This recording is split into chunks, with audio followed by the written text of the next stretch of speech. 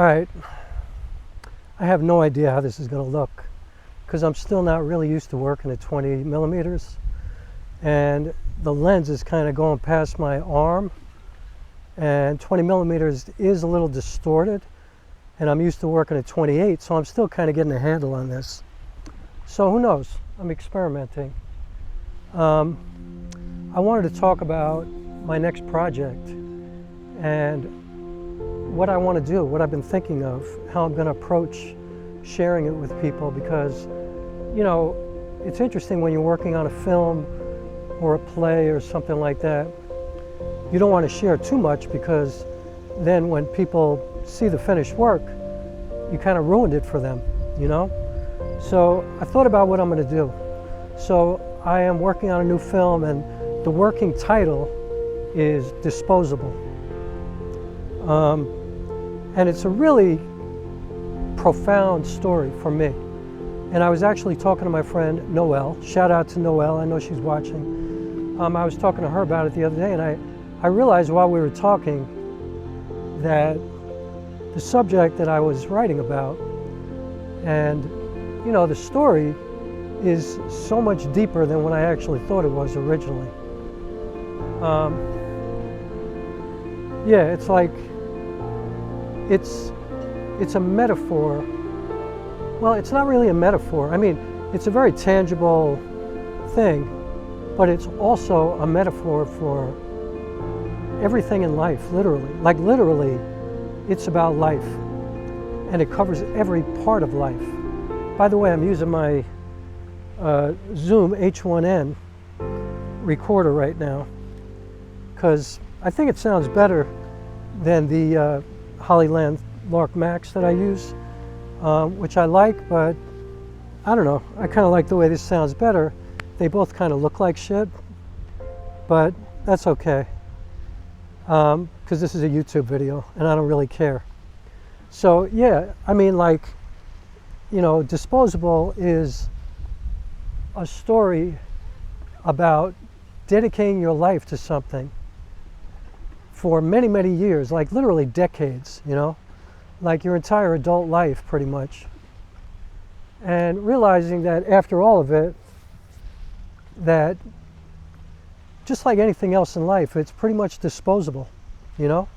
Like, it doesn't really mean anything in the grand scheme of things.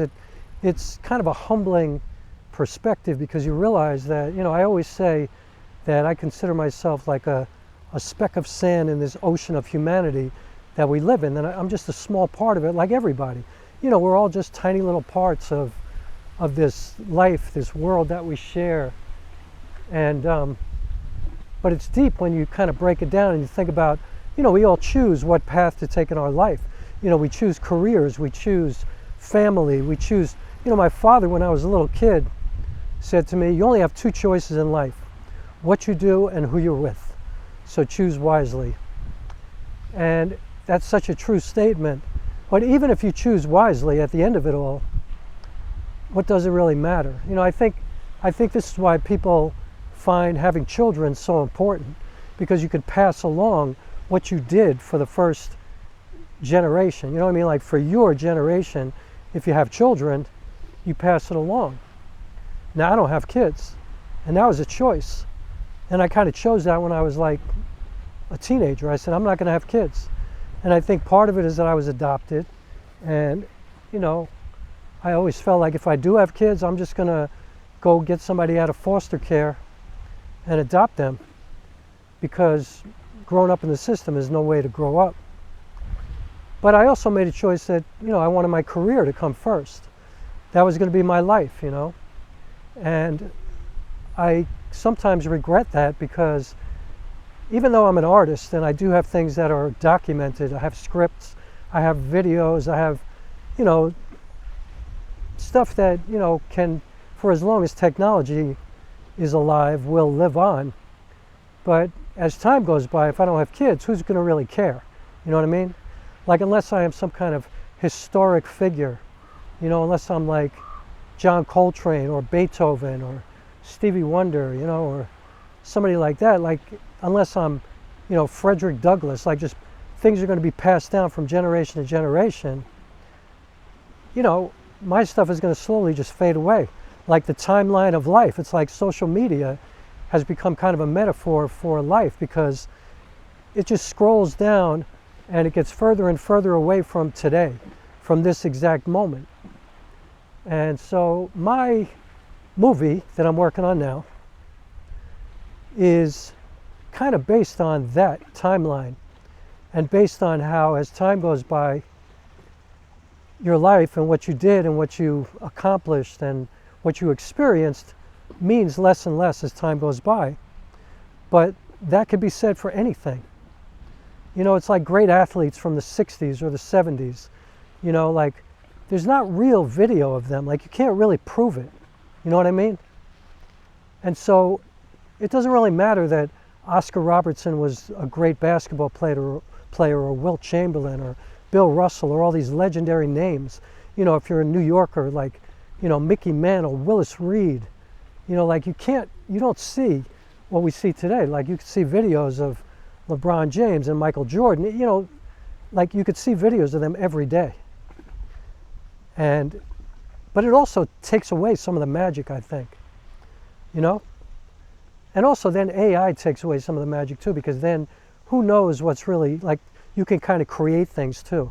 You know, people learn how to manipulate even video and audio. And so, I don't know, I guess this project is really a story about, you know, considering what life means, like the meaning of life. I mean, that sounds so stupid, but that is what I'm doing.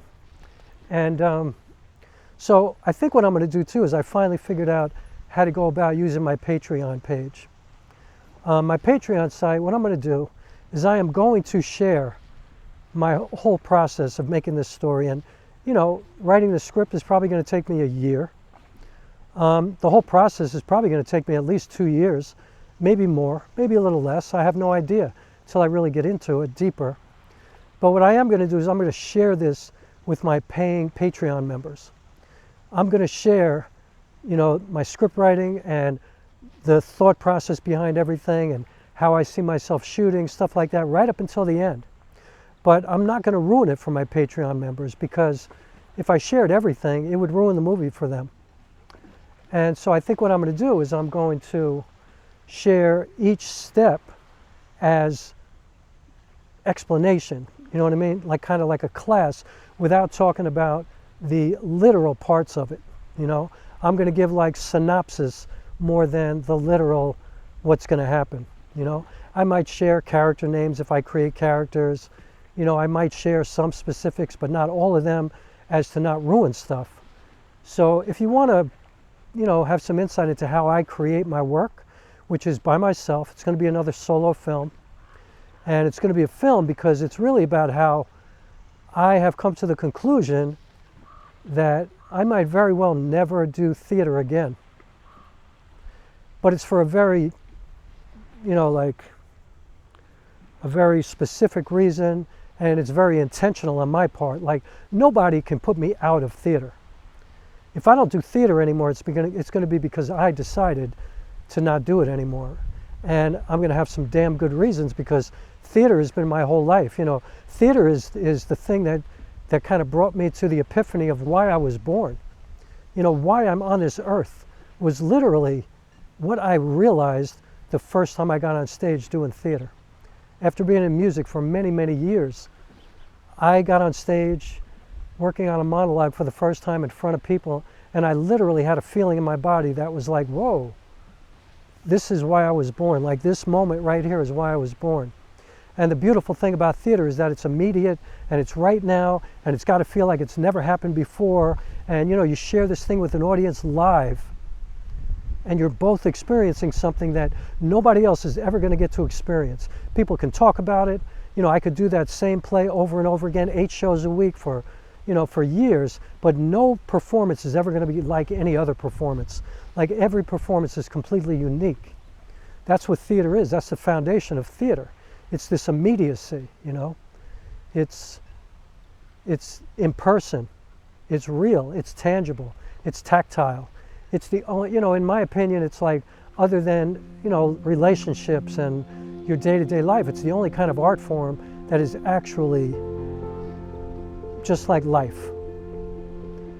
I mean, I think movies come close, but the thing about theater also is that it's disposable, kind of like what I'm writing about as well. Like, as the time goes by, you know, the people who have experienced the show with you, who've been in the audience while I've been on stage, you know, in the moment it felt one way, and then as time goes by, it starts to change, and then the longer that time moves, it starts to just disappear. It's like life, you know what I mean? Like, I remember after my grandmother died, like, my grandmother meant everything to me. Like, she was my best friend. She was the only person in my life that actually felt like blood. You know, like, she was everything to me. And when she died, I was completely lost. Like, I was fucked up, you know?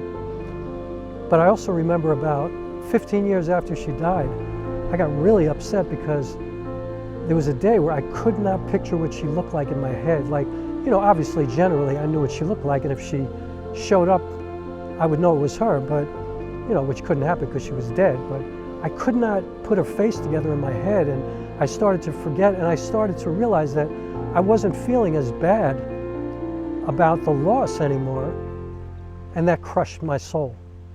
Like, I didn't want to feel better.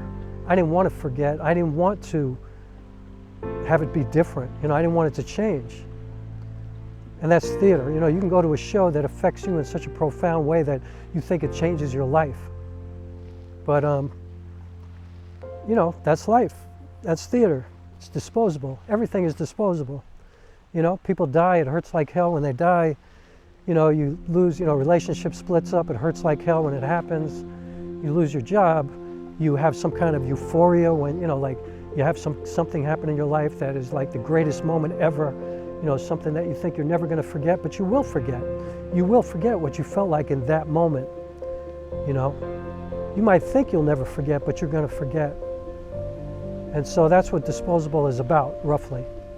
So yeah, if you want to be a part of that, the process of that I would definitely not be sharing with anybody else, and I certainly won't be sharing it here on YouTube, then join my Patreon, and you could join at any of the levels. It doesn't matter. I'm only going to share it with my paying members because they deserve that. And yeah, so yay, finally figured out what to do with Patreon. I always had problems with that. And I'm excited to have a new project that is it's about to consume my entire life, I'm sure, for the next few years. And I'm incredibly grateful for that. And I feel so fortunate to have, you know, it's funny how the pandemic was like the worst thing ever for so many people, but it brought me to filmmaking, and I feel like I found something in my life that, you know, just opened up a whole different world for me. So, yeah, that's what I'm going to do. And sorry that the light was going up and down, but, you know, whenever you're outside, that could happen because, you know, that's life. And each moment is kind of disposable.